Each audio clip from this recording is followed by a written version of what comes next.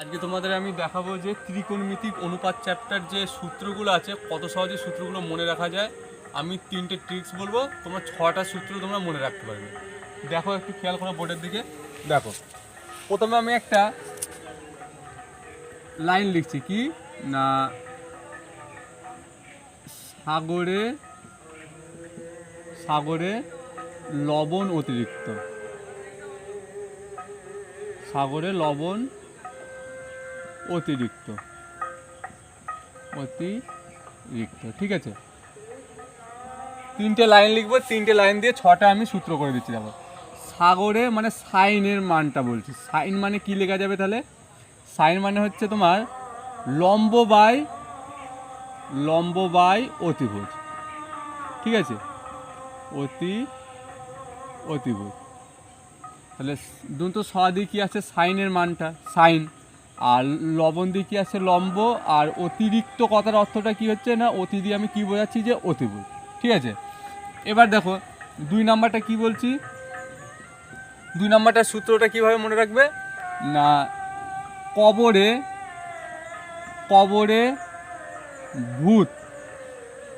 ভূত অতিরিক্ত, ঠিক আছে। তাহলে কবরে মানে কসের সূত্রটা কী দাঁড়াবে তাহলে? ভূত মানে কি?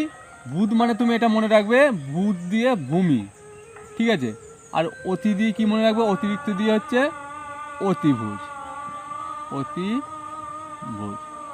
ব্যাস দুটো সূত্র গেল। তাহলে দন্ত স দিয়ে কি হচ্ছে সাইন, ক দিয়ে হচ্ছে তোমার কবরের দিয়ে হচ্ছে কি কস, আর লবণ দিয়ে হচ্ছে কি লম্ব, আর অতি দিয়ে কী হবে অতিভুজ হবে। তাহলে ভূত হচ্ছে ভূমি। এবার আর একটা সূত্র কি আছে বলো তো? আরেকটা, এই ভূতটা দেখতে কেমন হয়? টেরা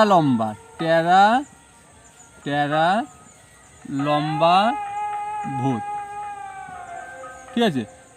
টি দিয়ে কি হবে না ট্যান হবে, TAN ট্যান, ঠিক আছে, ট্যান। তাহলে কি দাঁড়াবে? ল দিয়ে লম্ব, আর ভূত দিয়ে কি হবে? ভূত দিয়ে আমি কি বললাম ভূমি, লম্ব বাই ভূমি।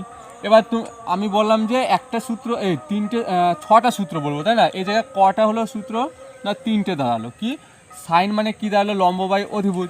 এটা কি বলতো ওই অনুপাত চ্যাপ্টার অঙ্ক। তো ধরো মনে করো এটা একটা সমকোণী ত্রিভুজ, সমকোণী ত্রিভুজের এই কোণটা কি 90 ডিগ্রি, এটা এ, এটা বি, এটা সি। যদি তোমাকে ত্রিকোণমিতির অনুপাতের অঙ্ক দেয় তাহলে তোমার এই সাইনের পূরকটা কী হবে বলো তো? সাইনের পূরক অনুপাতের ক্ষেত্রে সাইনের পূরকটা কী হয়ে যাবে বলো তো? কোসেক, কি COSEC, কোসেকের মানটা কী হয়ে যাবে বলো তো? এই যে লম্ব বাই অতিভুজ বলেছি না, এটা ঠিক উল্টো হয়ে যাবে, মানে বিপরীত হয়ে যাবে। অতিভুজ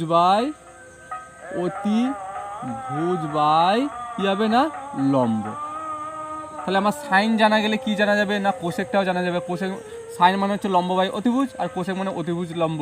সেটা কীভাবে মনে রাখবে না সাগরে লবণ অতিরিক্ত, ঠিক আছে। তারপরে কি কবরে ভূত অতিরিক্ত, তাহলে কবর দিয়ে কী মনে রেখেছি কস, তাহলে ভূত মানে হচ্ছে ভূমি, আর অতিরিক্ত মানে কী হবে অতিভুজ। তাহলে কসের পূরকটা কী হয়ে যাবে সেক্ষেত্রে? সেক হবে, এই সেক হবে, ঠিক আছে। কসের পূরক সেক হবে। তাহলে সেকের বিপরীত কী হবে না অতিভুজ বাই ভূমি, অতিভুজ বাই ভূমি, ব্যাস। এবার ট্যানের পুরো কী হয়ে যাবে না কট হয়ে যাবে, ট্যান কট। ঠিক বিপরীত হবে, সাইনের পুরো কী হবে না কোসেকের ক্ষেত্রে মানগুলো বিপরীত হচ্ছে। তো কসের ক্ষেত্রেও দেখো সেক হয়ে গেল, সেকটা কী দাঁড়াচ্ছে না অতিভুজ বাই ভূমি, আর ট্যানের ক্ষেত্রে লম্ব বাই ভূমি।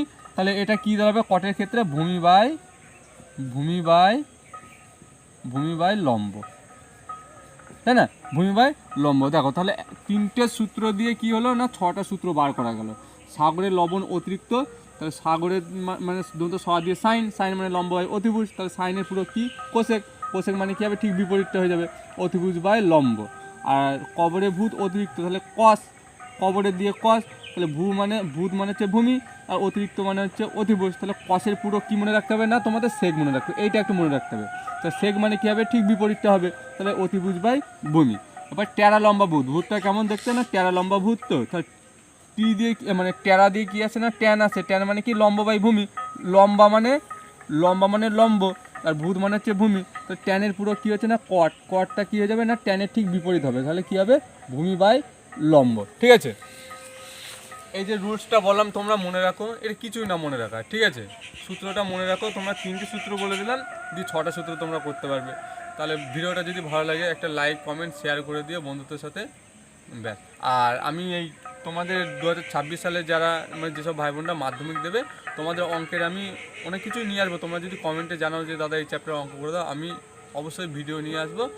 আর তোমরা বন্ধুদের মধ্যে এই ভিডিওটা যদি ভালো লাগে শেয়ার করে দিও, ঠিক আছে।